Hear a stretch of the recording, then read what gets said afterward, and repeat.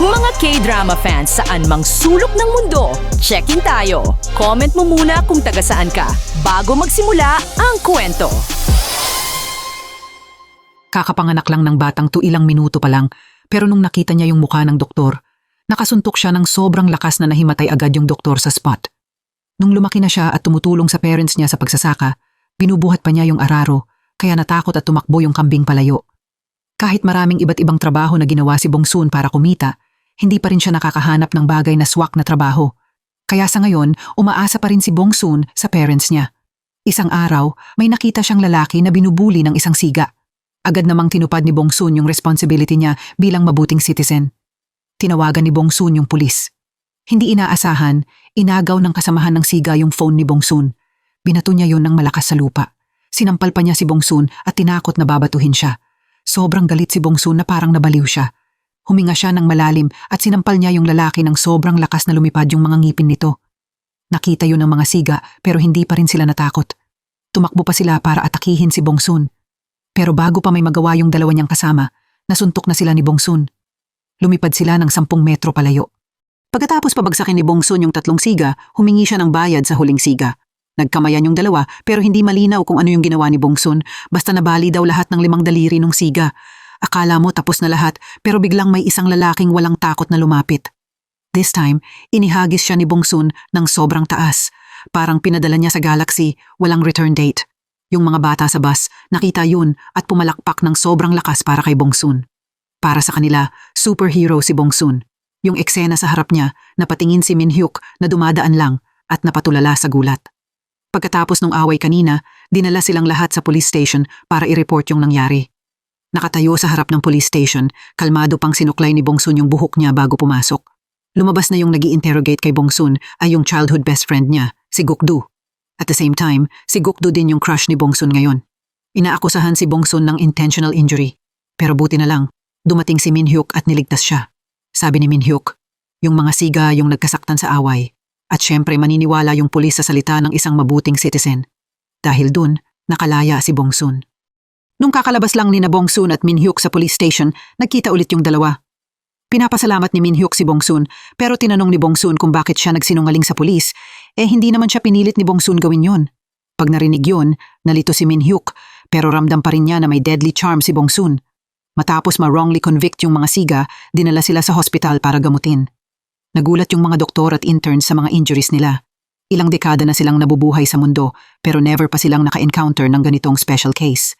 Kasama dun yung younger brother ni Bongsun, si Bongki. Isang tingin pa lang ni Bongki, alam na niya nagawa to ng ate niya. Yung unang beses na nalaman ni Bongki na may kakaibang lakas yung ate niya, sobrang gulat siya na hindi niya mapigilan yung bibig niya. Isang araw na hindi umuulan at hindi rin maaraw, kinidnap si Bongki at si Bongsun ng isang masamang tao. Sa sobrang takot ni Bongki noon, naiihi siya sa pantalon. Nakita yun ng kidnapper at minura yung dalawang magkapatid. Nagalit si Bongsun nung narinig niya yun. Sinipa niya yung pinto ng kotse para bumukas, tapos inakay niya palabas yung kapatid niyang lalaki. Mabilis na nakarecover yung kidnapper at hinabol sila. Pero kahit gaano siya kabilis tumakbo, tatlo pa rin siya sa lakas ni Bongsun. Agad sumakay ulit sa kotse yung kidnapper at sinubukang banggain yung dalawang bata. Hindi inaasahan, isang kamay lang ni Bongsun yung ginamit niya para pigilan yung kotse. Kabaligtaran ng fearless attitude ni Bongsun, si Min-hyuk naman laging tinatakot ng mga hindi kilalang tao. Dahil CEO si Min-hyuk ng isang sikat na software company, gusto talaga niyang makahanap ng bodyguard para protektahan siya. Matapos tingnan ni Min-hyuk yung sobrang daming applications, bigla niyang naalala yung sobrang lakas na itsura ni Bongsun nung araw na yun. Pagkatapos ng maraming araw na paghahanap, sa wakas nahanap din ni Min-hyuk si Bongsun. Nag-set ng meeting si Bongsun at yung assistant ni Min-hyuk sa isang coffee shop. Dito nila pag-uusapan yung details ng trabaho. Noong una, akala ni Bongsun scam lang to, kaya balak na niyang umalis. Pero nung narinig ni Bongsun yung pera at yung pangalan ng company, bigla siyang nagbago ng attitude at dali-daling tinanggap yung trabaho. Kinabukasan, pumunta si Bongsun para makita si Min-hyuk at tanggapin yung job at para i-confirm kung tama nga yung nakita niya nung araw na yun. Nag-decide si Min-hyuk na i-test si Bongsun. Una, arm wrestling. Kahit nag-warning na si Bongsun at pinayagan si Min-hyuk na gamitin yung dalawang kamay, natalo pa rin si Min-hyuk ng maliit na babaeng to. Binigay ni Min-hyuk yung contract kay Bongsun para pirmahan. Kahit na pirmahan na yung contract, Pinasubok pa rin ni Min Hyuk sa assistant niya na makipag-fight play kay Bong Soon. Ang goal ni Min Hyuk, magkaroon ng taong mapapahiya rin tulad niya. Noong una, mahiyain pang tumanggi yung assistant, pero nung nangako si Min Hyuk na bibigyan niya ng kotse yung assistant pag nanalo, agad pumayag yung assistant. Para siguradong safe yung assistant, order si Min Hyuk ng pagkain para lumakas siya. Bumili rin si Min Hyuk ng helmet ng rider para sa assistant. Natapos yung fight sa loob ng wala pang 10 segundo. Bahagya lang tinamaan ni Bong Soon yung assistant at lumipad siya ng 10 metro palayo. Bumangga siya sa pader at kailangan siyang mahospital agad. Kinabukasan, ginawa ni Bong Soon yung duty niya bilang bodyguard na laging sumunod sa master niya. Pero itong bodyguard na to, laging pasaway sa master niya. Nung pina-check ni Min Hyuk kay Bong Soon yung kotse, nairita siya. Balak pa ni Bong Soon umupo sa likod. Para sa kanya, driver lang yung master niya. Ang tagal pa siyang tinawag ni Min Hyuk bago siya pumayag umupo sa likod. Nag-shopping silang dalawa. Ngayon, hindi lang bodyguard yung trabaho ni Bong Soon, kailangan pa niyang magbuhat ng mga gamit para kay Min Hyuk. Nung nakita ni Min Hyuk na hirap si Bong Soon magbuhat, nangako siyang bibigyan niya ito ng special gift. Dahil sa promise na yun, na-excite si Bong Soon. Pero yung gift, ice cream lang. Sa wakas, nakauwi ng maaga si Bong Soon matapos ang nakakapagod na araw. Nung kakarating lang nilang dalawa sa gate ng neighborhood, humingi si Min Hyuk ng cake. Nung narinig yun ni Bong Soon, dinala niya agad si Min Hyuk sa bakery nila. Para kumita siya at matapos din yung misyon niya. Nagulat yung parents ni Bong Soon na first time nilang makita yung anak nila na may dalang boyfriend sa store. Sinenyasan ni Bong Soon yung dalawa na kumalma. Sobrang excited yung mga kapitbahay nung nakita nila yung kotse ni Min Hyuk. Paulit-ulit silang tumitingin para i-confirm kung boyfriend nga ba ni Bong Soon si Min Hyuk o hindi. Nung kakauwi pa lang ni Bong Soon, hindi na nakapagpigil yung nanay niya at nagtanong tungkol sa taong dinala niya. Tinanong ng nanay yung pangalan, family background at pati parents ng lalaki. Pinipilit pa ng nanay si Bong Soon na pakasalan na siya para matapos na yung kakatanong ng nanay niya at ng iba. Agad sinabi ni Bong Soon na gay si Min Hyuk. Nagulat yung nanay sandali pero unti-unti rin niyang tinanggap yung totoo. Sinabi ng nanay kay Bong Soon na kahit gay si Min Hyuk, papayag pa rin siyang ipakasal yung anak niya sa kanya. Sobrang na-shock si Bong Soon sa sinabi ng nanay niya, nahulog pa yung chopsticks niya. Para makaiwas sa pressure ng nanay niya na mag-asawa, lumabas si Bong Soon para maglaro ng games kasama yung best friend niya. Pauwi na siya, aksidente niyang nakita yung isang grupo ng students na binubuli yung isang student. Nung nakita niya yung eksena, balak lang ni Bong Soon na paalalahanan sila ng maayos pero hindi nila pinansin yung sinabi niya. Hinabol pa nila siya at itinaboy na parang aso. Napilitan si Bong Soon na turuan ng leksyon yung mga students. Dahan-dahan siyang yumuko para itali yung sintas ng sapatos ng student. Tapos sakto lang, pinunit niya yung sapatos. Mas gentle na leksyon to kumpara dun sa mga siga kahapon. Sobrang natakot yung mga students nung nakita nila yon. Nangako sila na magbabago at hindi namang bubuli kahit sino. Kamakailan, sa neighborhood kung saan nakatira si Bong Soon, maraming nangyayaring mabibigat na krimen. Sinusundan at pinapatay ng salarin yung mga magagandang babae. 2 araw pa lang ang lumipas pero 2 young girls na agad yung inatake. Yung isa, namatay na. Yung isa naman, naghihingalo sa hospital. Pagkatapos ma-admit yung second girl sa hospital, si Gukdo yung na-assign na magbantay at mag-protect sa witness. Nagkataon din na pumunta si Bong Soon sa hospital ngayon para bisitahin yung assistant niya. Nagkita sila ni Bong Soon at ni Gukdo by chance at nagkwentuhan muna saglit. Pagkatapos, pinakiusapan ni Gukdo si Bong Soon na bantayan muna yung witness habang bibili siya ng isang bote ng tubig. Pagkatapos magsalita ni Gukdo, sinamantala agad ng murderer yung chance at kinidnap yung witness. Kahit hinabol sila ni Gukdo at Bong Soon, sobrang bilis ng murderer kaya nawala nila siya sa paningin. Pero narinig ni Bong Soon yung boses ng murderer kaya naging important witness siya. Kaya mula ngayon, poprotektahan si Bong Soon ng pulis palagi. Kinabukasan, sinama ni Bong Soon yung police older brother papasok sa work. Nung nakita ni Min Hyuk yung sitwasyon, wala siyang magawa. Pagkatapos, pumunta silang 3 sa conference. Tumingin-tingin si Bong Soon sa crowd para maghanap ng suspicious pero wala pa rin siyang nakita. Dahil pumunta sa restroom si Min Hyuk at yung pulis, napilitan si Bong Soon maghintay sa labas. Paglabas ni Min Hyuk, biglang may narinig na ingay sa loob. Yun pala, nasaksak yung police officer ng kung sino. Pagkatapos nun, mas naging alert si Min Hyuk. Kaya pinakiusapan niya si Bong Soon na magstay sa bahay niya. Nung narinig yun ni Bong Soon, humingi siya ng doble na sweldo. Si Min Hyuk, na hindi naman kapos sa pera, pumayag agad. Pag-uwi nila, si Min Hyuk pa yung nagluto para kay Bong Soon. Pero ang alam lang lutuin ni Min Hyuk ay instant noodles. Kahit sobrang disappointed si Bong Soon sa cooking skills ng boss niya, mas okay na may makain kaysa magutom. kinain pa rin nilang masarap yung noodles, lalo na't injured yung police officer. Sa ngayon, si Gukdo muna yung pansamantalang hahawak sa witness protection. Mabilis siyang pumunta kay Min Hyuk at sinubukan niyang iuwi si Bong Soon. Nag-aagawan yung dalawang lalaki kung kanino mapupunta si Bong Soon. Nai-awkward si Bong Soon habang pinapanood yung eksena. Sa huli, nag-decide si Gukdo na tawagan yung nanay ni Bong Soon. Kapag pumayag daw siya, papayagan ni Gukdo na magstay si Bong Soon sa bahay ni Min Hyuk. Nung narinig ng nanay ni Bong Soon na magstay yung anak niya sa bahay ni Min Hyuk, pumayag agad siya. Pag narinig yun, napilitan si Gukdo umuwi mag-isa. Hindi pa nagtatagal si Bong Soon sa bahay ni Min Hyuk pero dinala na siya nito papunta sa secret room. Umupo silang dalawa para hanapin yung suspicious person na nag-threaten kay Min Hyuk. Nung nakita ni Bong Soon yung mukha ng suspicious person, gusto niya agad hulihin pero pinigilan siya ni Min Hyuk dahil nangako siya na magstay sa bahay niya ngayong gabi. Nagsuggest pa si Min Hyuk ng sobrang tapang na dapat daw sa iisang room sila matulog para maprotektahan nila ang isa't isa.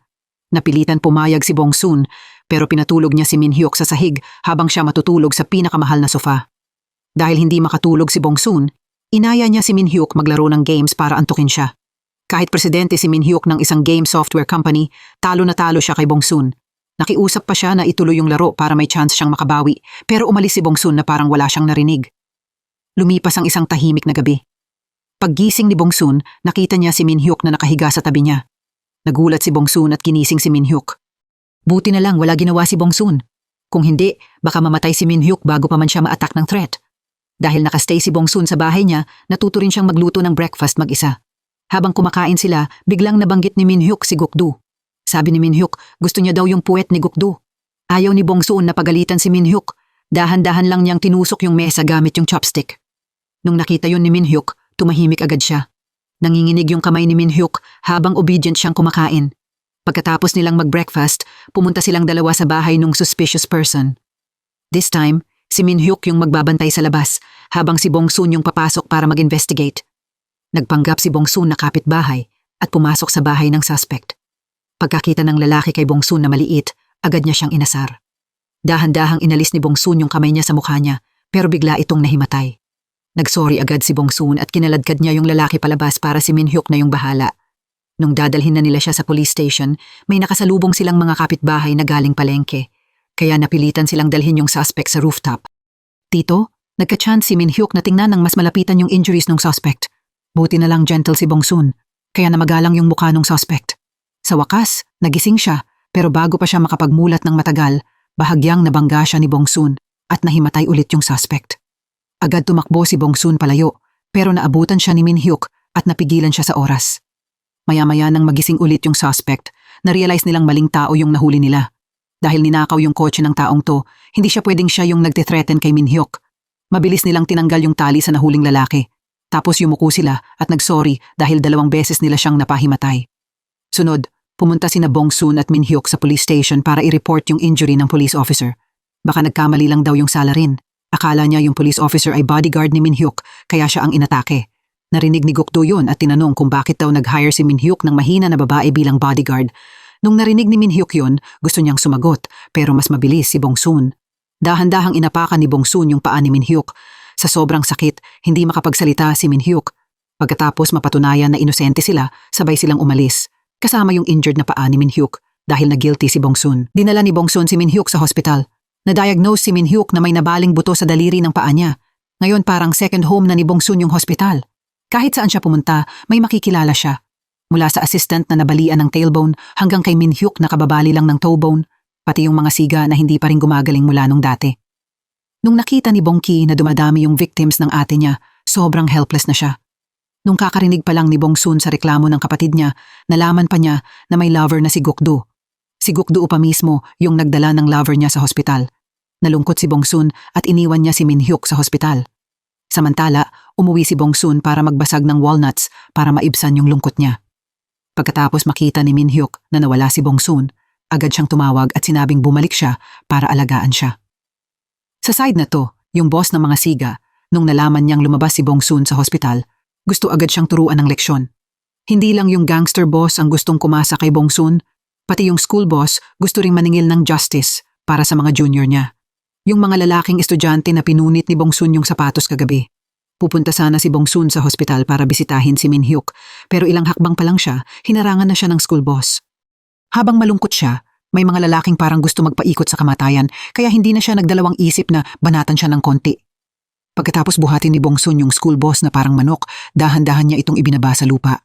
Tapos pinilit ni Bongsun yung mga natira na sumakay sa Ferris wheel. Dahan-dahan niyang pinaikot at nanood lang siya, pero sobrang hilo yung bully sa ikot.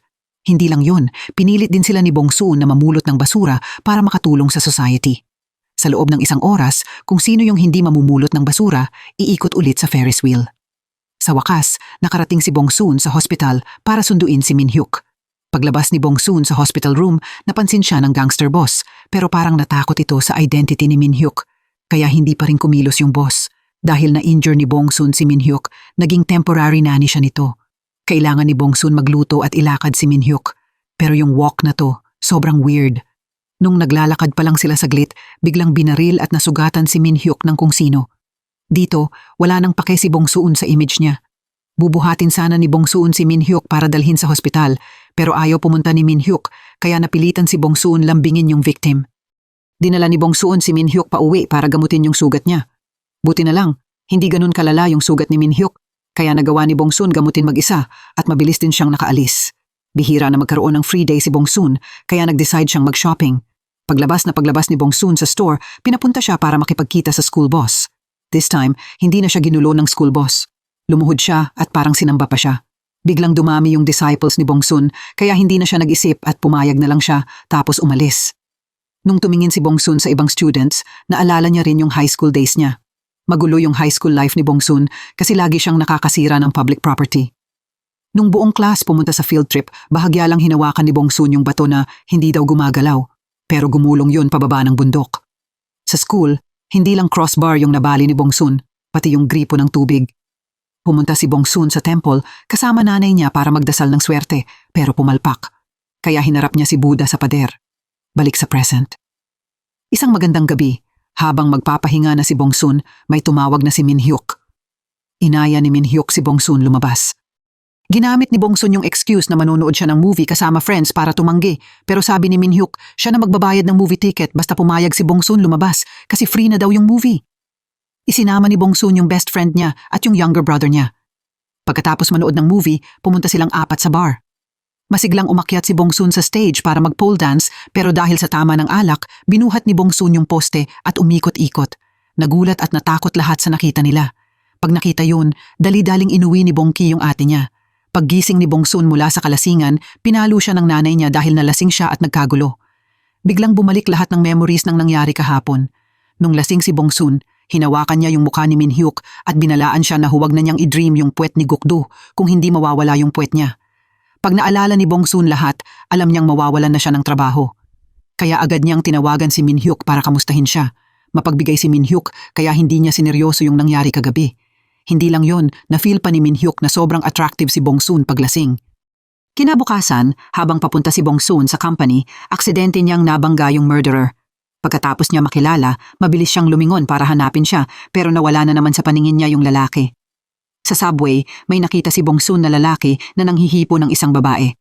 Tahimik na binaluktot ni Bongsun yung daliri ng lalaki sa likod ng likod nito. Tapos umalis siya na parang walang nangyari. Nung nag-breakfast sina Bongsun at Minhyuk, kinuwento niya yung nangyari kaninang umaga. Pagbalik ni Bongsun sa company, binigyan siya ng surprise gift, isang princess desk yun. Kasama rin dun yung set ng English learning materials para sa beginners. Baka gusto ni Minhyuk i-train si Bongsun para maging assistant at bodyguard. Kahit ayaw niya, napilitan pa rin si Bongsun mag-aral dahil sobrang attractive yung salary pag na-promote. Kakatalon pa lang ni Bongsun palayo sa desk, hinabol siya ni Minhyuk pabalik sa dating pwesto niya. Nung nakita ni Minhyuk na sobrang sunod-sunuran siya, natawa siya sa loob-loob niya kasi ang cute ni Bongsun. Matapos manggulo si Bongsun sa bar, na-post online yung video at mabilis sumikat. Sobrang napahiya si Bongsun at wala na siyang mapagtataguan, kaya nagtago siya sa ilalim ng mesa para itago yung hiya niya. Pagkatapos ng maraming araw sa hospital para magpagaling, bumalik na rin sa work yung assistant ni Minhyuk. Pagpasok ng assistant, kinuwento niya agad kay Minhyuk yung glorious achievements ni Bongsun. Lahat yun yung narinig niya sa hospital. Kahit sinusubukan ni Minhyuk mag-signal na nandun si Bongsun, wala pa rin siyang clue. Ang kapal pa ng mukha niya nasiraan siya mismo sa harap niya. Nung tinuro na ni Minhyuk si Bongsun, dun lang na-realize ng assistant na malapit na naman siyang mahospital. Napilitan yung assistant tumingin kay Minhyuk na parang nakikiusap. Dahil malungkot si Bongsun, pinatawad niya muna yung assistant. Sinama pa niya yung assistant para i-turn over yung work. Pagkaalis ni Bongsun, agad pinatanggal ni Min Hyuk yung lahat ng video sa internet.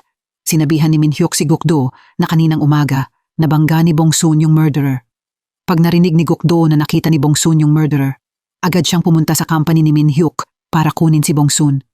Nag-aagawan ulit yung dalawa kung sino mag-uuwi kay Bongsun, pero nung narinig nila yung pagka-feeling proud ni Bongsun, bigla nilang ipinasa yung responsibility sa isa't isa. Sa huli, si Min Hyuk yung nag-uwi kay Bongsun at si Gukdo babalik sa police station para ituloy yung investigasyon.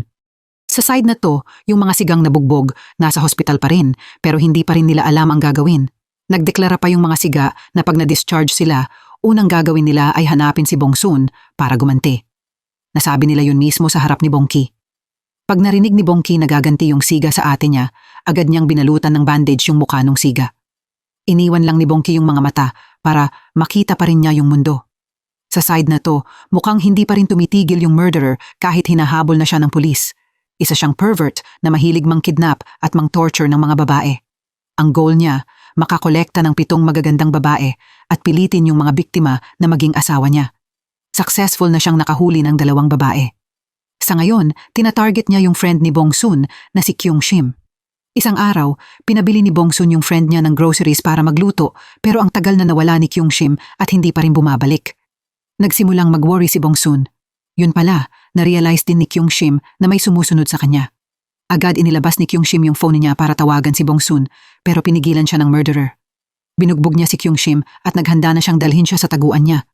Saktong naging critical na yung situation, lumitaw si Bongsun. Binaluktot ni Bongsun yung bakal na bar ng murderer tapos sinipa niya kaya lumipad yung lalaki ng ilang metro palayo. Nung nakita ng murderer na sobrang nakakatakot si Bongsun, mabilis siyang tumakbo palayo. Agad dinala ni Bongsun yung friend niya sa hospital. Tapos mabilis din siyang tumawag sa pulis. Nung nalaman ni Gukdo yung balita, pumunta agad siya sa hospital para kumuha ng statement pero hindi maganda yung situation kasi hindi nagpakita yung mukha ng murderer. Pag nalaman ni Gukdo na nakita ng murderer yung mukha ni Bongsun, agad niyang sinabi kay Bongsun na pumunta muna sa bahay ni Min Hyuk para magtago ng ilang araw. Kahit hindi talaga gusto ni Gukdo si Min Hyuk dahil kailangan ni Bongsun alagaan yung friend niya, nagpaalam siya ng ilang araw na leave sa work. Pero wala pa ring alam si Min Hyuk. Masaya pa siyang bumili ng chocolate para ibigay kay Bongsun. Pero pagpasok ni Min Hyuk sa room, nalaman niyang off si Bongsun today. Kaya napilitan siyang ibigay na lang yung chocolate sa assistant niya. Sobrang saya ng assistant sa gift pero hindi niya alam na replacement lang siya. Pumunta si Gukdo kay Min Hyuk para sabihin na magstay si Bongsun sa bahay ni Min Hyuk ng ilang araw para magtago. Pag narinig yun ni Min Hyuk, pumayag agad siya. Kinabukasan, hinatid si Bongsun papasok ng work ni Gukdo. Hindi lang yon, pinuri pa siya ni Gukdo na maganda siya. Biglang kumabog ng malakas yung girly heart ni Bongsun. Parang ibon si Bongsun na talon ng talon sa room. Nahilo si Min Hyuk sa eksena. Habang nagtatrabaho silang dalawa, mabilis pumunta yung assistant sa bahay ni Bongsun para mag-impake ng gamit niya. Nung narinig ng nanay ni Bongsun na magstay yung anak niya sa bahay ni Min Hyuk, agad siyang naghanda ng ilang lingerie para sa anak niya. Tahimik niya itong isiniksik sa luggage ni Bongsun. Nung binuksan ni Bongsun yung luggage niya, nakita niya yung lingerie. Sobrang embarrassed si Bongsun nun. Si Min Hyuk na nasa tabi niya na awkward din kaya agad siyang bumalik sa room niya.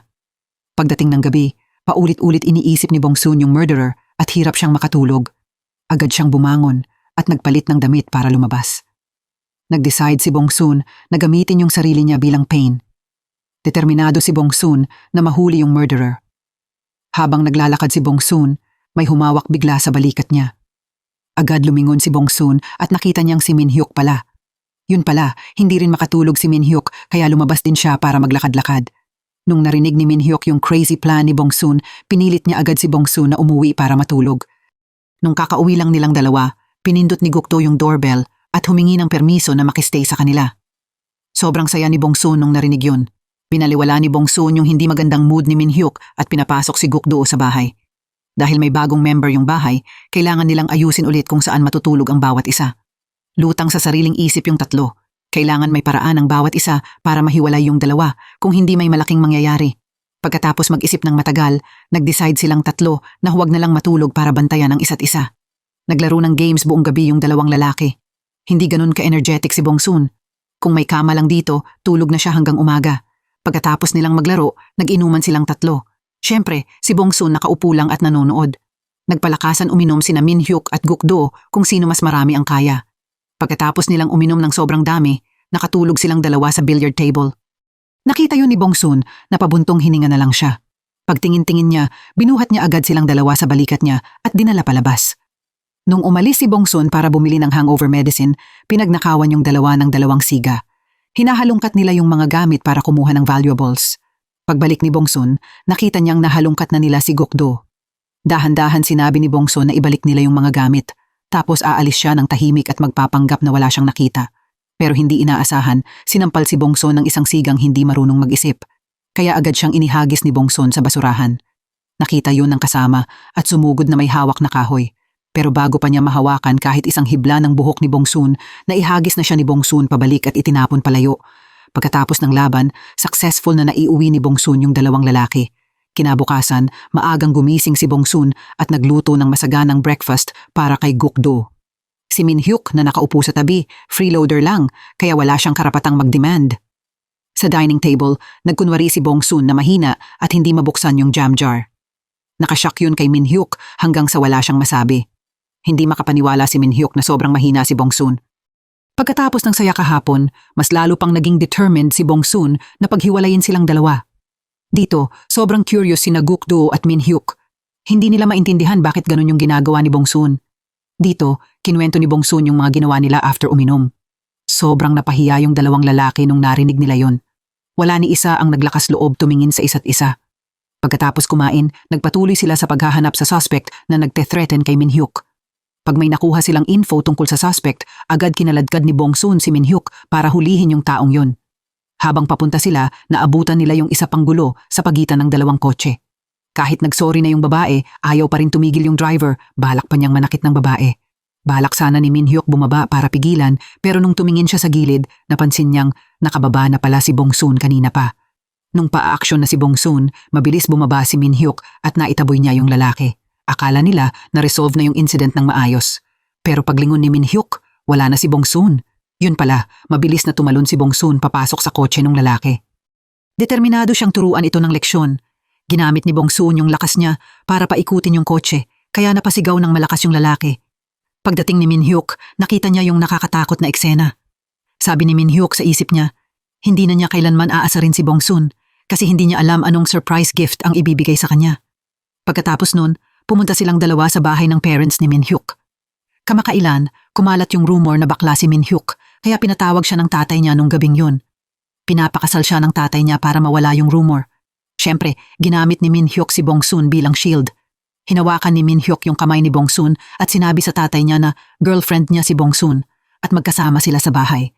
Kahit medyo nagulat si Bongsun, wala siyang choice. Kailangan niyang sabayan yung acting ni Min Hyuk. Kinabukasan, sa hindi malamang dahilan, ginising ni Min Hyuk si Bongsun. 6:00 ng umaga, dinala ni Min Hyuk si Bongsun sa strength control training. Una, dinala niya si Bongsun sa fake rock climbing. Sobrang dali lang ng mga to kay Bongsun. Sa isang iglap, umakyat na siya hanggang tuktok. Nagulat si Min Hyuk at pati yung mga players sa tabi niya. Tapos tinaasan pa ni Min Hyuk yung challenge. Pinahila niya kay Bongsun yung cart. 10 cart, wala lang yun sa kanya. Samantala, may bagong development sa kidnapping case. Base sa testimony ni Kyung Shim, mabilis nakagawa ang pulis ng sketch ng mukha ng murderer. Nakuha rin ng pulis yung sapatos na nahulog ng murderer habang tumatakbo siya palayo. Personal na tinanong ni Gukdo si Bongsun. Sabi ni Bongsun, sobrang amoy gasolina at aspalto yung murderer. Pagkatapos magbigay ng testimony si Bongsun, napansin niyang parang malungkot si Gukdo kaya tinanong niya lang siya ng casual. Trip-trip lang sana yung tanong ni Bongsun pero nalaman niyang kakahiwalay lang pala si Gukdo sa lover niya. Tapos, niloko pa siya nito. Nung narinig yun ni Bongsun, gusto na talaga niyang tumawa ng malakas, pero kailangan pa rin niyang magkunwaring malungkot para i-comfort si Gukdo. Pagdating ng gabi, habang tulog na ang lahat, 2 magnanakaw ang pumasok sa bahay ni Min Hyuk. Nagising si Bongsun para uminom ng tubig, pero inatake siya ng isang magnanakaw na may hawak na kawali. Ginawa ni Bongsun na parang martilyo yung kamay niya. Sinuntok niya ng malakas, kaya lumubog yung kawali. Kasabay nun, si Min Hyuk naman tinutukan sa leeg ng isa pang magnanakaw gamit ang kutsilyo. Agad lumingon si Min Hyuk para lumaban. Pero bago pa sila makagawa ng kahit ano, tinamaan sa ulo ng kawali yung magnanakaw ni Bongsun at nahimatay. Mabilis nilang tinalian yung 2 magnanakaw, tapos natulog ulit sila para hintayin yung umaga at saka sila i-interrogate. Maaga kinabukasan, nagising silang 2 dahil tumunog yung telepono. Yun pala, yung tumatawag ay yung nag-hire sa dalawang magnanakaw. Siya yung mafia boss na si Sutak. Mas nakakagulat pa, dating subordinate siya ni Chuldo. Simula nung nabasag yung ngipin ng tao niya, palihim niyang sinusundan yung galaw ni na Bongsun at Minhyuk. Lagi siyang naghihintay ng chance para gumanti. Sinagot ni Minhyuk yung phone at binalaan yung boss na sabihin yung pangalan ng mastermind. Kung hindi, paparusahan yung dalawang subordinate. Pagkatapos nun, nagbihis si Minhyuk para pumunta sa announcement ng family company. Para mahanap yung mastermind, nag-video call si Minhyuk kay Bongsun at nakita ng mga tao doon yung mukha ng mga pumasok sa bahay niya kahapon dahil pinaghihinalaan ni Minhyuk na pamilya niya yung nanakit sa kanya. Pagkatapos takutin yung mastermind, kalmado pang sinabi ni Minhyuk na malalaman niya rin agad kung sino yun. Tapos humingi siya ng permiso sa tatay niya para tapusin yung announcement at umalis. Pagkatapos nung tawag kaninang umaga, pumunta na rin yung gangster boss para makita si Minhyuk. Binigyan niya si Minhyuk ng USB na may laman na katotohanang gustong malaman ni Minhyuk. Tinupad ni Minhyuk yung promise niya. Pakakawalan niya yung dalawang subordinate at patatawarin din niya yung boss. Nung paalis na yung boss, lumingon siya para isumbat kay Minhyuk yung mga ginawa ni Bongsun sa mga tao niya. Kinwento niya yon habang sobrang helpless yung mukha niya. Pagkatapos, tinanong pa niya si Minhyuk kung paano niya malure si Bongsun sa team nila. Pagkaalis ng boss, dali-daling sinaksak ni Minhyuk yung USB sa computer. Sa info sa USB, nalaman ni Minhyuk na yung mastermind pala ay si Dongsuk, yung pangalawang kuya ni Minhyuk. Si Dongsuk rin yung taong pinakapinagkakatiwalaan ni Minhyuk. Hindi in-expect ni Minhyuk na yung taong pinaka-trust niya ang siya palang gustong manakit sa kanya. Nung narinig ni Bongsun na nahanap na ni Minhyuk yung totoo, tumakbo agad siya para i-share yung saya sa kanya. Pero pagpasok ni Bongsun sa pinto, nakita niya si Minhyuk na malungkot na nakatayo sa tabi ng bintana. Pagkatapos nilang malaman yung totoo, kinaladkad ni Bongsun si Minhyuk palabas para magpahangin at maibsan yung lungkot niya. Dinala niya si Minhyuk sa amusement park. Naglaro sila ng mga games na hindi pa nasusubukan ni Minhyuk dati. Nag-headband din si Minhyuk kasama si Bongsun. Pagkatapos nilang mag-ikot, nagutom din sila kasi malungkot si Minhyuk today. Si Bongsun yung nagbayad para kumain sila sa restaurant na gustong-gusto ni Minhyuk. Unang beses ni Minhyuk makatikim ng pork sausage. Noong una, nagreklamo si Minhyuk at ayaw niya kainin. Pero nung isinawsaw ni Bongsun yung pork sausage sa sili at inilapit sa bibig ni Minhyuk, tinikman agad ni Minhyuk at tuloy-tuloy na niyang pinuri na masarap. Kinabukasan, nakaangat-angat na yung mood ni Minhyuk at tinuloy niya yung training kay Bongsun. This time, mas mahirap na challenge yung binigay ni Minhyuk, yung pag-akyat sa lubid. Akala niya mahihirapan si Bongsun pero hindi inaasahan, mas mabilis pa siya umakyat kaysa unggoy. Sa isang iglap, nasa tuktok na si Bongsun. Pagkatapos nun, dinala ni Minhyuk si Bongsun para suntukin yung sandbag para i-train yung arm muscles niya. Akala niya matatagalan si Bongsun dito pero hindi inaasahan na butas agad yung sandbag paghipo pa lang niya. Hindi sumuko si Minhyuk at nag-decide siyang palitan yung sandbag. This time, si Minhyuk mismo yung humawak ng sandbag para mag-practice si Bongsun. Sinabihan ni Minhyuk si Bongsun na suntok lang ng dahan-dahan. Kung hindi, mabubutas din siya tulad ng sandbag. Sumunod si Bongsun at sinuntok niya ng sobrang hina pero nabutas pa rin yung sandbag. Wala nang nagawa si Minhyuk. This time, nag-decide si Minhyuk na siya na mismo ang humarap kay Bongsun. Nag-practice sila ng todo pero dahil sa hindi sila maingat, natumba sila sa ibabaw ng isa't isa. Sa moment na yun, baka may naramdaman yung dalawa. Yung final test para kay Bongsun ay yung pag-practice ng control sa lakas ng mga daliri niya. Naglaro ng chess sina Minhyuk at Bongsun.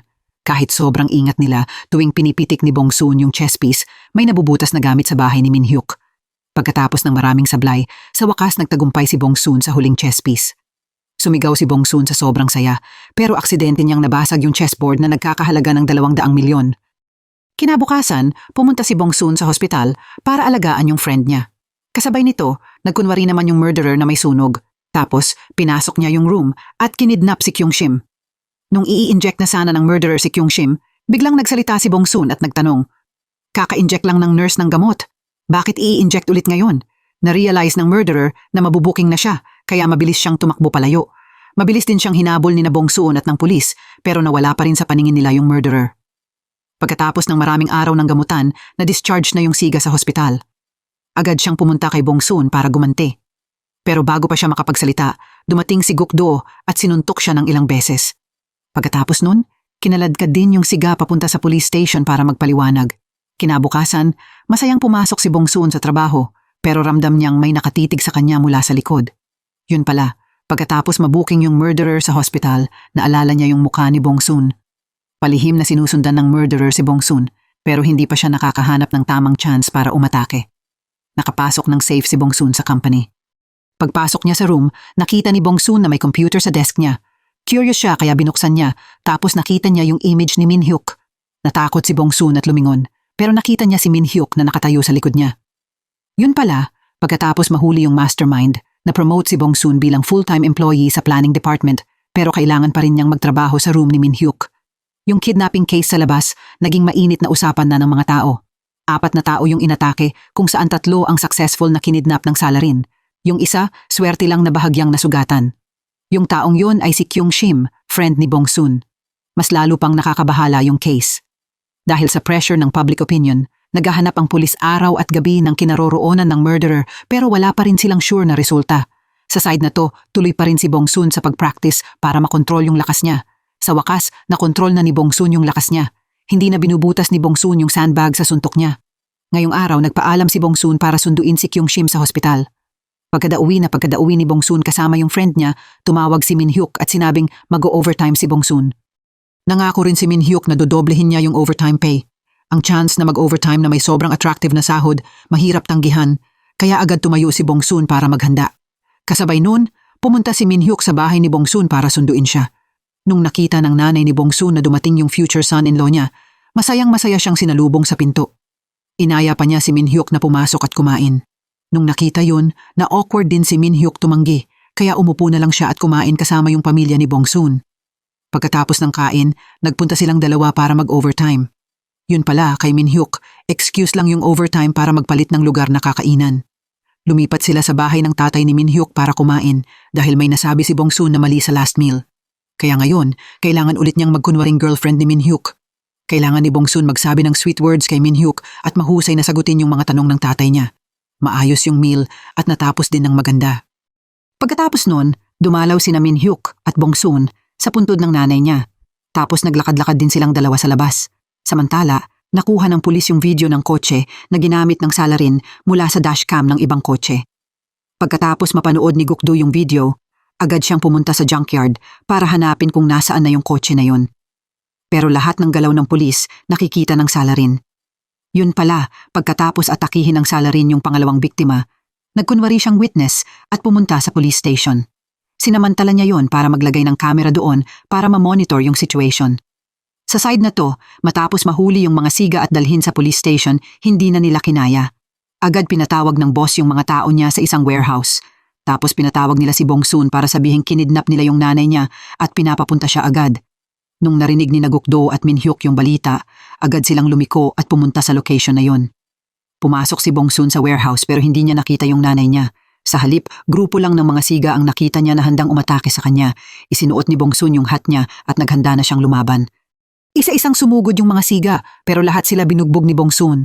Nung nakita ng boss na isa-isang bumabagsak yung mga tao niya, natakot na rin siya. Pero hindi pa rin siya tumigil dahil sobrang taas ng pride niya bilang lalaki. Pagkatapos ng 100 round na laban, nakahandusay na sa sahig yung mga tao niya. Nahulog na rin yung hat at shirt ni Bongsun. Kasabay nun, dumating si Min Hyuk at nakita niyang nahulog yung hat ni Bongsun. Naalala agad ni Min Hyuk yung nangyari ilang taon na ang nakalipas. Noon, papunta si Min Hyuk sa puntod ng nanay niya nang biglang mawalan ng kontrol yung kotse at muntik makasagasa ng tao. Sa delikadong situation na yun, may isang babaeng naka-pink shirt na pumigil sa kotse.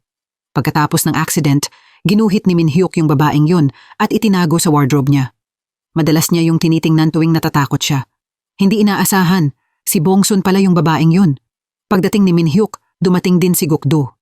Nakita ni Gukdo kung paano binuhat ni Bongsun gamit yung 2 kamay, yung 4 na matitipunong lalaki at binato sila sa pader. Pero hindi pa doon natapos. Isang kamay lang ginamit ni Bongsun para basagin yung mesa. At naghahanda pa siyang tirahin yung leader. Nung paabante na si Bongsun, inambush siya ng isang sigang may hawak na kutsilyo. Ginamit ni Min Hyuk yung katawan niya para saluhin yung saksak para kay Bongsun. Pagkatapos nun, nahimatay si Min Hyuk sa mga braso ni Bongsun. Buti na lang, nadala si Min Hyuk sa hospital sa tamang oras. Pagkatapos tahiin yung sugat, nagising si Min Hyuk. Pagdilat niya, sinabi niya kay Bongsun na buti na lang siya yung nasugatan. Tapos tinanong ni Min Hyuk kung iniisip ba ni Bongsun yun sa puso niya, na pagkatapos makita ni Gukdo yung nangyari sa warehouse, parang hindi naman siya masyadong nagulat. Naalala ni Gukdo yung high school days nila. Baka noon pa, aksidente nang naipakita ni Bongsun yung lakas niya.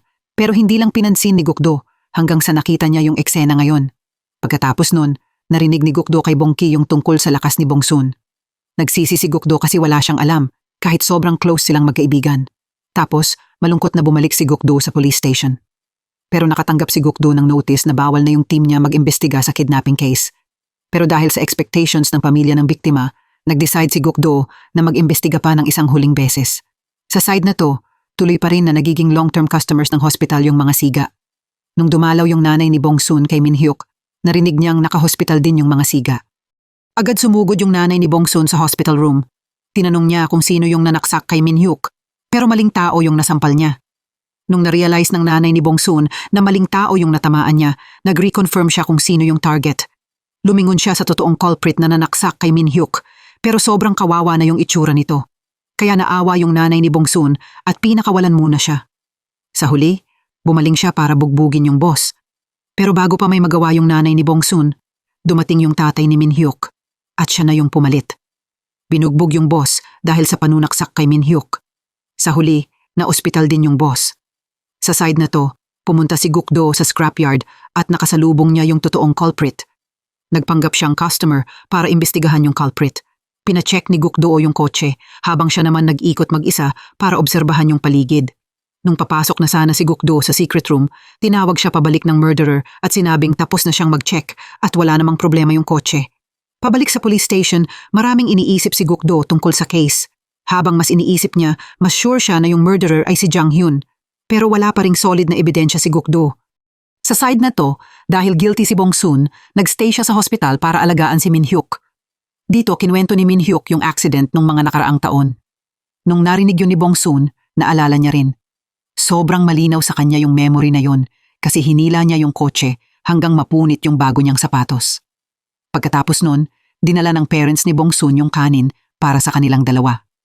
Hinalo niya yung kanin at pinakain niya si Minhyuk. Pero bago pa makakain si Minhyuk ng isang subo, biglang sumugod si Bongki para pigilan siya. Pinilit ni Bongki si Minhyuk na maging vegetarian para mas mabilis gumaling yung sugat niya. Pagkatapos nun, kumain pa si Bongki ng isang subo ng kanin sa harap mismo ni Minhyuk. Napilitan si Minhyuk umupo at panoorin yung pamilya ni Bongsun na kumakain ng mixed rice. Pagkatapos ihatid ni Bongsun pauwi yung parents niya, bumalik siya sa room para alagaan si Minhyuk. Hinugasan niya yung buhok niya at maingat na pinatuyo yung buhok ni Minhyuk. Dahan-dahang hinawakan ni Minhyuk yung kamay ni Bongsun at tahimik silang nagkatitigan. Akala ng lahat hahalik na sila ng matindi, pero mabilis bumalik si Minhyuk sa kama kasi ayaw niyang ma-awkward si Bongsun. Bumalik silang dalawa sa sarili nilang space. Tumingin si Minhyuk kay Bongsun. Sobrang swerte niya daw na nagkaroon siya ng chance na makilala siya. Nararamdaman ni Bongsun yung tingin niya, kaya bigla niyang binuksan yung mga mata niya. Nagkatitigan lang silang dalawa ng ganun, pero walang nagsalita sa isa't isa. Unti-unti nang nagbabago yung feelings sa pagitan ni Minhyuk at Bongsun. Sa side na to, pagkatapos marinig ng superior yung opinion ni Gukdo, palihim siyang nagpadala ng tao para sundan yung murderer. Kasabay nito, in-invite din si Bongsun para i-identify yung murderer gamit ang boses. Pagkatapos makinig ng maigi, sure si Bongsun na yung boses na narinig niya ay yung boses ng murderer. Kakalabas lang ni na Bongsun at Gukdo sa interrogation room nang marinig nila na nahuli na daw ng pulis yung murderer. Pero hindi pala yung totoong murderer. Kinabahan si Bongsun habang bumabalik sa hospital kasama si Minhyuk. Nung nakita ni Minhyuk na malungkot siyang bumabalik, sinubukan ni Minhyuk magbiro. Sa huli, napangiti rin ni Minhyuk si Bongsun. Sa side na to, dahil hindi pa nahuhuli ng pulis yung totoong murderer, pumunta ulit si Gukdo sa scrapyard para hanapin yung murderer. Dito, nagka-conflict silang dalawa. Hindi kaya ng murderer si Gukdo, kaya mabilis nakuha ni Gukdo yung upper hand. Pero may pumigil kay Gukdo, kaya umalis siya ng sobrang inis. Ramdam ng murderer na malapit na siyang mabuking, kaya gumawa siya ng plano laban kay Bongsun dahil nakita ni Bongsun yung mukha niya. Dahil sa padalos-dalos na actions ni Gukdo, napagalitan siya ng mga superior niya. Nag-decide si Gukdo na mag-resign at pasukin mag-isa yung taguan ng murderer. Sumugod si Gukdo para maghanap, pero pinigilan siya ng mga kasama niya. Ngayong araw, pumunta yung nanay ni Bongsun sa hospital para alagaan si Minhyuk. Nagluto siya ng chicken feet para kay Minhyuk. Siya pa mismo yung nagpakain kay Minhyuk. Pero yung chicken feet na to, sobrang hirap lunukin. Habang kumuha ng tubig yung nanay ni Bongsun, dali-daling nakiusap si Minhyuk kay Bongki na iuwi na yung nanay niya. Kung hindi, hindi siya mamamatay sa sugat niya, pero baka mamatay siya sa chicken feet. Pag uwi sa bahay, sa wakas nakatulog ng maayos si Bongsun at nanaginip pa siya. Sa panaginip, naging Julia si Bongsun at si Romeo naman si Min Hyuk. Maghahalik na sana sila pero nagising si Bongsun dahil sa tawag ni Kyung Shim. Agad nagmamadaling gumising si Bongsun para maghanda papunta sa company.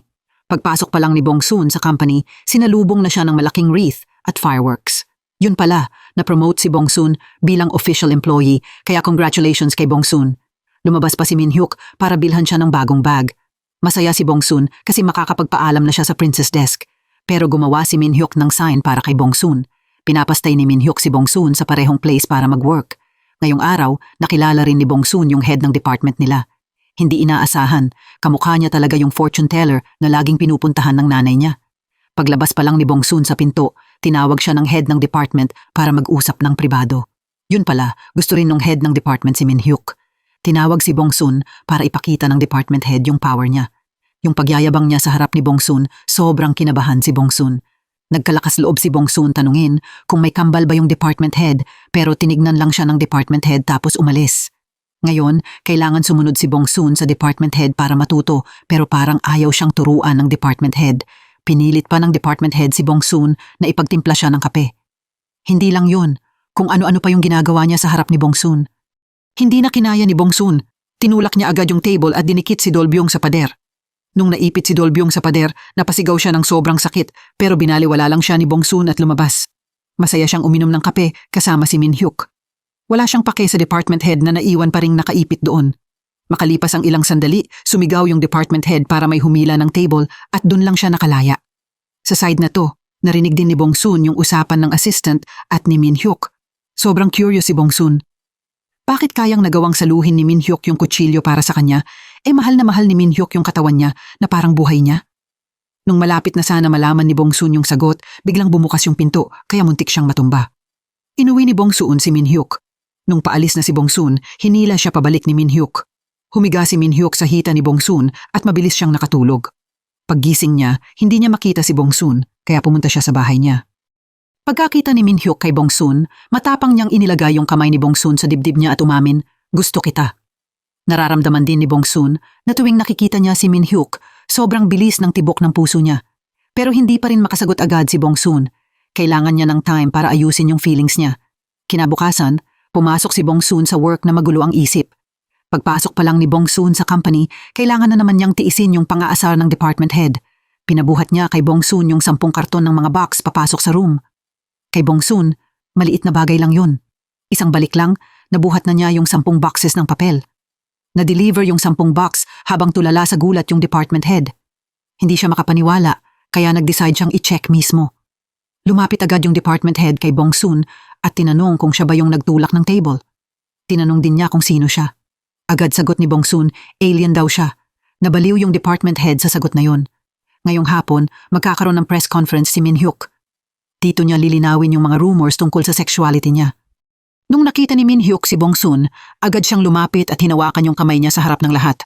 Pagkatapos nun, dinala niya si Bongsun para mag-lunch. Ngayong araw, biglang na-feel ni Bongsun na ang pogi ni Min Hyuk kaya tuloy-tuloy yung tingin niya sa kanya. Habang nag-i-enjoy yung dalawa sa sarili nilang mundo, may 2 taong dumating at sinira yung happy mood. Yung department head na katabi nila, tuloy-tuloy nagsasalita kung gaano daw nakakatakot si Bongsun. Wala lang kay Min Hyuk yung narinig niya. Masaya pa rin siyang kumain kasama si Bongsun. Biglang na-feel ni Bongsun na interesting yung department head, kaya binigyan niya ito ng jewelry na siya mismo ang gumawa. Binuka ng department head yung bibig niya sa gulat habang tinitingnan yung bracelet na ginawa ni Bongsun. Nangako pa si Bongsun na next time bibigyan niya yung department head ng magandang necklace. Pagkasabi nun, masayang umalis si Bongsun. Habang naghahanda na si Bongsun umuwi galing work, may tumawag sa kanya na si Gukdo. Inaya ni Gukdo si Bongsun magkape, pero hindi pumunta si Gukdo sa meeting place kasi bigla siyang may natanggap na tawag na yung next target ng murderer ay yung ex-lover niya. Nag-aalala si Gukdo kaya hinanap niya yung ex-lover niya. Pero nakita ni Gukdo na safe pa rin siya at masaya kasama si Bongki. Sa side na to, nalaman din ni Min Hyuk na pumunta si Bongsun para makipagkita kay Gukdo. Agad pumunta si Min Hyuk doon, pero pagdating niya, si Bongsun lang yung nakita niyang nakaupo mag-isa. Nag-ipon ng lakas ng loob si Min Hyuk at tinanong si Bongsun kung pwede ba siyang magustuhan niya. Tapos inabot ni Min Hyuk yung kamay niya. Nung nakita yun, gusto talagang pumayag ni Bongsun, pero natakot siya sa identity niya. Dahil hindi ordinaryong tao si Bongsun, sobrang insecure siya sa sarili niya. Tuwing may nagko-confess sa kanya, lagi siyang nag-aalangan. Nung nakita ni Min Hyuk yung pag-aalangan ng taong gusto niya, niyakap niya agad si Bong Soon. Sa wakas, tinanggap ni Bong Soon yung confession ni Min Hyuk. Official na naging sila. Naging pinaka-adorable na couple sila sa Korean screens. Masayang inuwi ni Min Hyuk si Bong Soon. Pinaalalahanan ni Min Hyuk si Bong Soon na huwag magsisisi sa desisyon niya. Pagkasabi nun, tumakbo palayo si Min Hyuk. Pagkaalis ni Min Hyuk, dumating din si Gukdo para hanapin si Bong Soon. Hindi in-expect ni Bong Soon na magko-confess si Gukdo sa kanya. Pag narinig yun, nireject ni Bong Soon yung confession ng taong dati niyang gusto. Kinabukasan, first day na, officially in love sina Bong Soon at Min Hyuk. Sobrang clingy nila na namula sa galit yung department head. Sa side na to, sinimulan na ng murderer na balakin yung ex-lover ni Gukdo, pero nag-assign na yung pulis ng tao na palihim na magpoprotect sa kanya. Pero handa na yung murderer. Niloko niya yung pulis na ang next target niya ay yung ex-lover ni Gukdo. Pero sa totoo, si Kyung Shim yung inatake niya. Sa side na to, nagde-date sina Min Hyuk at Bong Soon sa noodle shop. Sinabi ni Min Hyuk kay Bong Soon na hindi na siya pwedeng tawaging direktor, pero sabi ni Bong Soon, hindi naman na daw sila nagde-date. Nabigla si Min Hyuk at napasigaw ng malakas nung narinig niya yon. Sa huli ginising siya ni Bong Soon. Pag-uwi ni Bong Soon, masaya niyang kinwento sa best friend niya yung nangyari. Pero hindi alam ni Bong Soon na yung nag-reply sa message ay yung murderer. Sinabi rin ni Bong Soon sa best friend niya yung secret tungkol sa lakas niya. Mawawala yung powers ni Bong Soon kapag sinaktan niya yung inosenteng tao. Nung nalaman ng murderer yung secret, malamig siyang ngumiti. Sa wakas, nakahanap na siya ng paraan para talunin si Bong Soon. Nung nakita ni Bong Soon yung paraan ng pagte-text ng best friend niya ngayon, medyo na strange-an siya, pero hindi niya masyadong inisip. Bumaling si Bong Soon para mag-send ng photo kay Min Hyuk para i-wish siya ng good night. Sobrang saya ni Min Hyuk dun kaya hindi siya makatulog. Kinabukasan, masayang pumasok si Bong Soon sa work gaya ng dati. Pagpasok pa lang ni Bong Soon sa company, nakita niya si Min Hyuk na gumagawa ng action game para sa kanya. Nainggit yung department head nung nakita yon, pero natakot din siya agad kay Bong Soon. Habang working hours, lumabas ulit sina Min Hyuk at Bong Soon para mag-date. Sinandal ni Min Hyuk si Bong Soon sa pader. Pagkasandal ni Bong Soon sa pader, parang nababaliw si Min Hyuk. Nababaliw si Min Hyuk sa sobrang cute ni Bong Soon. Paulit-ulit niyang inuga si Bong Soon paharap pa atras, tapos hinaplos yung buhok niya. Sa isip niya, sobrang cute ng girlfriend niya. Tinitingnan lang ni Bong Soon yung mga ginagawa niya, wala na siyang magawa. Hinila niya palabas si Min Hyuk, pero hinila siya pabalik ni Min Hyuk at hinalikan siya. Tapos binitawan niya rin. Hindi lang sila nagde-date ng patago sa company, dinala rin ni Min Hyuk si Bong Soon sa isang secret place para mag-date. Isang lugar yun na sobrang lawak yung view ng dagat. May handsome guy pa si Bong Soon sa tabi ng bintana. Pero hindi inaasahan, binaliwala niya yung gwapo at mas inasikaso niya yung ganda ng view. Akala ni Min Hyuk dinala niya siya dito para mag-date. Pero naglabas si Bong Soon ng laptop para magtrabaho. Nung nakita ni Min Hyuk na tutok siya sa work, hindi na niya kinaya at hinila niya si Bong Soon para mag-date. Pumunta silang dalawa sa market at nanood ng dagat. Habang naglalakad sila, tumatalon-talon si Bong Soon na parang baby bird. Nakita ni Min Hyuk na masaya yung girlfriend niya kaya napangiti siya. Nagpicture sila together, gumuhit ng hearts sa beach, tapos binigay nila sa isa't isa yung first kiss nila. Pag-uwi ni Bong Soon, tinawagan niya agad yung best friend niya, pero walang sumagot. Naalala ni Bong Soon yung mga kakaibang kilos ni Kyung Shim lately, kaya tinawagan niya agad si Gukdo para hanapin yung location ni Kyung Shim. Nag-text din si Bong Soon kay Kyung Shim tungkol sa isang unknown person. Yung reply na natanggap niya, naging sure si Bong Soon na may nangyari na kay Kyung Shim. Dito, nahanap ng pulis yung mga gamit ni Kyung Shim na nahulog niya nung kinidnap siya. Agad silang pumunta sa scrapyard para maghanap. Kahit may warning mula sa mga superior, na-realize ng murderer na nabuking na yung mga galaw niya, kaya nagpadala siya ng video para takutin si Bong Soon. Sabi niya, kung gusto ni Bong Soon na mabuhay si Kyung Shim, pumunta siya agad para hanapin siya. Gabi noon, pumunta si Bong Soon sa bahay ni Min Hyuk. Umiiyak si Bong Soon at sinabi niya kay Min Hyuk lahat. Kasabay noon, nakiusap si Bong Soon kay Min Hyuk na tulungan siyang hanapin si Kyung Shim. Nasaktan si Min Hyuk nung nakita niya yung sobrang kawawang itsura ni Bong Soon. Niyakap ni Min Hyuk si Bong Soon at nangakong hahanapin nila yung friend niya. Hindi nakatulog yung dalawa buong gabi. Kinabukasan, kumalma na si Bong Soon. Umupo siya at maingat na inanalyze yung video. Sana makahanap siya ng clue. Hindi talaga binibigo ng langit ang may mabuting puso. Pagkatapos makita yung clue, agad tumakbo si Bong Soon papunta sa junkyard para maghanap. Matapos ang ilang paghahanap, sa wakas nahanap niya yung pintuan papunta sa secret room. Agad sumugod si Bong Soon sa secret room. Pero sa camera, nakita na ng murderer lahat ng ginagawa ni Bong Soon. Pinatulog niya si Kyung Shim at itinago sa ibang lugar. Pagkatapos nun, inutusan niya yung mga tao niya na magbuhos ng gasolina at ihanda yung pagsunog sa secret room. Pagbaba ni Bongsun sa secret room, mabilis niyang pinalabas yung mga babae pero hindi pa rin niya makita si Kyung-shim. Sa taas, sinindihan ng siga yung apoy kaya sumabog yung secret room. Pero dahil sa kakaibang lakas ni Bongsun, nakatakas siya sa sunog at nailigtas niya yung mga babae. Nahuli rin agad ni Gukdoo yung subordinate. Pag nalaman ni Min Hyuk na mag-isa pumunta si Bongsun sa scrapyard para maghanap at may nangyaring accident, nagkaroon sila ng malaking away. May kanya-kanya silang dahilan kaya walang gustong mag-give in at nakapagsalita pa sila ng masasakit sa isa't isa. Pagkatapos, habang nagtatrabaho si Bongsun, may tumawag sa kanya na strange number. Yun pala, yung murderer ang tumawag. May condition siya. Kung gusto ni Bongsun iligtas yung best friend niya, kailangan maging bride siya ng murderer. Mabilis pumayag si Bongsun at nag-set sila ng meeting sa gabi. Sumulat si Bongsun ng leave of absence note kay Min Hyuk. Tapos umuwi siya para ihanda yung luggage niya papunta sa designated location. Samantala, sa bahay, nalaman ni Min Hyuk yung location ni Bongsun kaya agad niyang tinawagan si Gukdoo para humingi ng tulong. Pagdating ni Bongsun, nakita niya yung murderer na naghahanda ng sakalin yung friend niya hanggang mamatay. Agad sumugod si Bongsun para iligtas si Kyung-shim at itinulak niya yung murderer pabagsak. Pero yung natulak pala ay hindi yung murderer, kundi substitute lang. Sinamantala niya yung weakness ni Bongsun, yung hindi manakit ng inosenteng tao. Kaya dahil dun, nawala yung lakas ni Bongsun. Dito lumabas yung totoong murderer. Tinapat niya yung baril kay Bongsun pero buti na lang dumating si Min Hyuk sa tamang oras. Agad naglaban yung murderer at si Min Hyuk. Dahil sa regular na practice, mabilis nakuha ni Min Hyuk yung upper hand sa laban. Binugbog ni Min Hyuk yung murderer at napilitan itong tumakas gamit yung kotse. Pagkatapos makatanggap ng balita si Gukdoo, dumating din siya para tumulong. Mabilis na nagpaputok si Min Hyuk ng ilang beses papunta sa murderer at agad sumakay si Gukdoo sa kotse para habulin yung murderer. Nagkaroon sila ng matinding habulan pero dahil nawalan ng kontrol yung murderer, tumilapon yung kotse niya sa ilog at nawala siya. Pagkatapos tumakas ng murderer, mabilis tumakbo si Min Hyuk kay Bongsun pero walang malay si Bongsun. Masakit para kay Min Hyuk pero niyakap niya si Bongsun pauwi at inalagaan siya buong gabi. Pagkatapos ng lahat ng pinagdaanan, nagyakap yung dalawa at nagbati. Kinabukasan, dinala ni Min Hyuk si Bongsun pauwi para makasama ulit yung family niya. Sa sinabi ni Kyung-shim, nalaman ng family na nawala na yung lakas ni Bongsun at ngayon, normal na tao na siya. Kahit hindi matanggap ni Bongsun yung totoo, pinangako niya sa sarili niya na susubukan niyang masanay sa bago niyang buhay. Tuloy pa rin pumasok si Bongsun sa work pero hindi na niya kayang buhatin yung 10 karton na boxes tulad ng dati.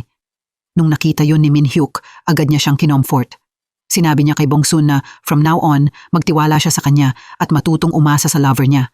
Napatawa si Bongsun nung narinig yun kaya gumaan yung pakiramdam ni Min Hyuk. Bumalik sila sa normal na buhay. Magkasama silang nagwo-work, nagho-holding hands habang naglalakad sa city, nagsho-shopping at nag-aasaran tulad ng ibang magjowa para gumaan yung pakiramdam ni Bongsun. Dinala rin siya ni Min Hyuk sa picnic. Ngayong araw, maagang gumising si Bongsun para maghanda ng bento para kay Min Hyuk. Pero nung dumating sila sa picnic spot, si Min Hyuk na broken-hearted, nakita yun at ngumiti. Tapos sinabi niyang sobrang cute niya. Sobrang saya talaga ng moments nila together. Pero magtatagal ba yung happiness na to? Dahil buhay pa yung totoong murderer at may plano siyang maghanda ng malaking attack. Nagpagupit yung murderer. Pumasok siya sa company ni Min Hyuk na kunwari reporter. Nakapasok siya ng successful. Pero mabilis siyang napansin ni Gukdoo na nagkataong napadaan. Mabilis hinablot ng murderer yung isang babaeng employee para i-threaten siya. Tapos tumakbo siya papasok sa elevator. Mabilis sinabihan ni Gukdoo si Min Hyuk. Agad inutusan ni Min Hyuk na i-block lahat ng exits. Naglagay ng bomba yung killer sa building. Hinamon niya si Min Hyuk na hanapin siya. Kung hindi, pasasabugin niya daw yung buong building sa loob ng 15 minuto. Mabilis in-evacuate ni Min Hyuk lahat ng tao tapos tumakbo siya para hanapin yung killer. Samantala, pinatulog ng killer yung assistant niya at kinidnap si Bongsun. Kinaladkad niya si Bongsun papunta sa rooftop tapos tinalian niya siya gamit ang mga bakal na chain at nagdikit ng bomba sa kanya. Pagkatapos gawin lahat, nilock ng killer yung pinto at ikinulong si Bongsun sa rooftop tapos umalis. Mabilis tumakbo si Min Hyuk paakyat pero nakalock yung pinto. Sa loob nagising na rin si Bongsun. Nagpanik si Bongsun at sumigaw na iwan na lang siya ni Min Hyuk at tumakbo na pero binaliwala ni Min Hyuk yung pakiusap niya. Sinubukan ni Min Hyuk basagin yung pinto pero wala pa ring nangyari. Binugbog ni Min Hyuk yung pinto hanggang mapagod siya. Puro dugo na yung mga kamay niya. Kahit ganun, tuloy pa rin siyang kumakatok at kino-comfort si Bongsun na umiiyak sa loob. Nangako si Min Hyuk na kahit hindi niya mabasag yung pinto, nandito pa rin siya. Laging nasa tabi ni Bongsun si Min Hyuk at mamamatay siya kasama niya. Pagkasabi niya nun, napagod si Min Hyuk at nawalan ng malay. Sa loob, nagdasal si Bongsun na sana bumalik yung lakas niya para mailigtas niya yung taong mahal niya. At sinagot ng mga Diyos yung hiling niya. Bumalik yung lakas ni Bongsun. Mabilis niyang binasag yung bakal na chain at itinapon yung bomba sa langit. Sa wakas, ligtas na sina Bongsun at Min Hyuk. Nagyakap sila ng masaya, tapos magkahawak kamay silang bumaba.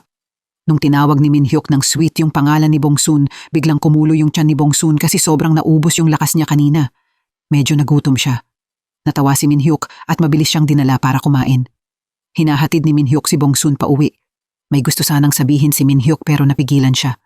Nung nakauwi na sila, pareho nilang inisip yung nangyari. Pareho nilang naramdaman na mas mahal nila ang isa't isa kaysa sa buhay nila. Habang nag-iisip si Min Hyuk, biglang tumunog yung phone. Si Bongsun pala yun. At nung gabing yun, tumakbo siya papunta sa bahay ni Min Hyuk at sinabi niya yung pagkamis niya. Naghalikan ulit sila ng sobrang passionate. Ngayon, hindi na sila nahihiya at malaya na silang nagpapakita ng lambingan sa public. Umakyat si Bongsun sa rooftop, hawak yung bakal na chain at nangakong siya mismo ang huhuli sa culprit. Pagkatapos nun, bumaba si Bongsun sa cafe sa baba ng company para makipagkita kay Gukdo. Kinwento ni Bongsun kay Gukdo yung nangyari nung araw na yun. Sinabi rin ni Bongsun na sila na ni Min Hyuk. Nalungkot si Gukdo nung narinig yun, pero tinanggap niya rin agad yung totoo. Nagtanong si Gukdo kung pwede ba niya siyang yakapin. Agad pumayag si Bongsun. Nakita ng assistant yung yakapan nila. Agad niyang sinabi kay Min Hyuk. Inulit pa nila yung scene ng yakapan. Agad pinatawag pabalik si Bongsun ni Min Hyuk. Balak sana ni Min Hyuk pagalitan siya ng konti, pero hindi inaasahan, hinalikan siya ni Bongsun. Dahil sa sweet na ginawa ni Bongsun, nakalimutan ni Min Hyuk yung balak niya. Sa moment na yon, puro saya lang yung nasa isip ni Min Hyuk. Nakalimutan niya tuloy na niyakap ni Bongsun yung ibang lalaki. Pagkatapos nun, hindi na nagalit si Min Hyuk at dinala niya si Bongsun para kumain. Na-realize ni Min Hyuk na hindi niya kayang magalit kay Bongsun, kaya agad niyang binago yung target ng galit niya at si Gukdo naman. Nag-appointment sila para mag-inuman, pero ilang salita pa lang, nag-agawan na sila sa kwelyo ng isa't isa. Sakto namang pumasok si Bongsun. Dahil sa pressure ni Bongsun, kumalma yung dalawang lalaki at umupo. Imbes na magpatuloy sa away, nag-shift sila sa inom. Sa huli, si Bongsun pa yung nagbuhat sa dalawang lasing pauwi.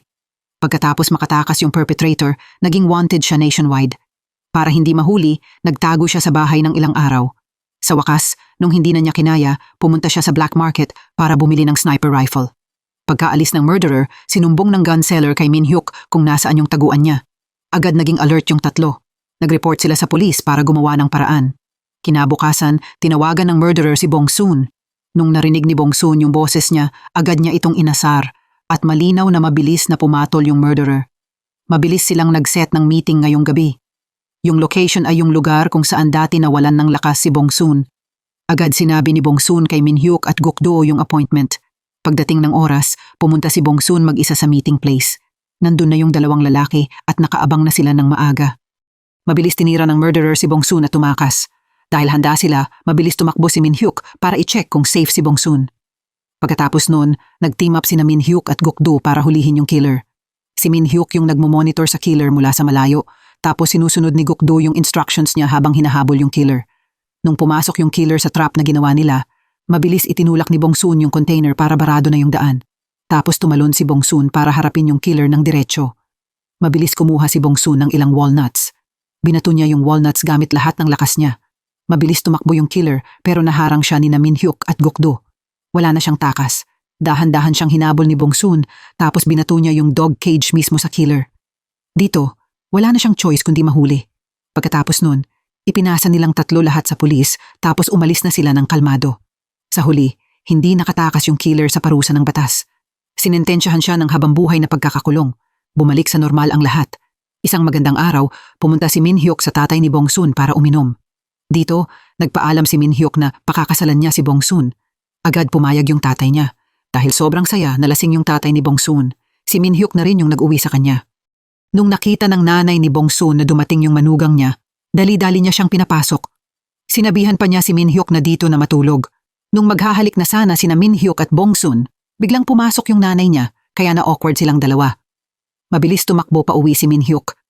Kinabukasan, may presentation si Bongsun tungkol sa game na ginawa niya. Hindi binigo ni Bongsun yung expectations ng lahat. Mabilis inapprove ng board of directors yung game niya. I-release na yung product sa lalong madaling panahon. Pagkatapos nun, pinangako rin ni Bongsun sa sarili niya na gagamitin niya yung lakas niya para tumulong. Naging parang hidden hero si Bongsun. Palihim niyang tinira yung pervert na mahilig manakot ng mga babaeng estudyante. Binuhat pa niya yung elepante pabalik sa zoo. Pero dahil sobrang dami niyang ginagawang mabuti, lagi nang late si Bongsun sa work. Nakita yun ng department head at nireport kay Min Hyuk. Pagkatapos nun, bumalik si Bongsun sa intern status. Masaya pa rin tinanggap ni Bongsun kasi natupad na niya yung dream niya. Ngayon, gusto na lang niyang mas maraming time para tumulong sa mga tao. Sweet na sweet sina Bongsun at Min Hyuk sa harap ng assistant. Na-uncomfy yung assistant na single kaya lumabas na lang siya. Sa isang maaraw at mahangin na araw, sinuotan ni Min Hyuk ng sing-sing si Bongsun. Simbolo yun ng promise na magkasama sila habang buhay. Mabilis ding naidaos yung kasal. Yung babaeng mahal ni Min Hyuk, officially naging nag-iisang asawa niya habang buhay. Mabilis na buntis si Bongsun. Para sa peace ng manugang niya, nagdasal yung nanay ni Bongsun na sana lalaki yung maging anak ni Bongsun. Ngumiti lang si Buddha nung nakita yun. Pero yung hindi inaasahan ang nangyari. Nanganak si Bongsun ng 2 babae. Agad kinontak ni Min Hyuk si Tak. Pinapadala niya yung mga tao ni Tak na pinakakayang magpabugbog para maging yaya ng mga anak niya. Pero hindi tumatagal kahit isang araw yung mga special na yaya, kaya bumalik lahat kay Min Hyuk yung responsibilidad. At ayun nga, nasuntok si Min Hyuk sa mata ng anak niya. Mabilis tinawagan ni Min Hyuk si Bongsun para humingi ng tulong pero walang nangyari. Sa huli, mas lalo pang tumibay ang pagmamahalan ni na Bongsun at Min Hyuk. Kahit anong mangyari, magkasama pa rin silang haharap sa lahat.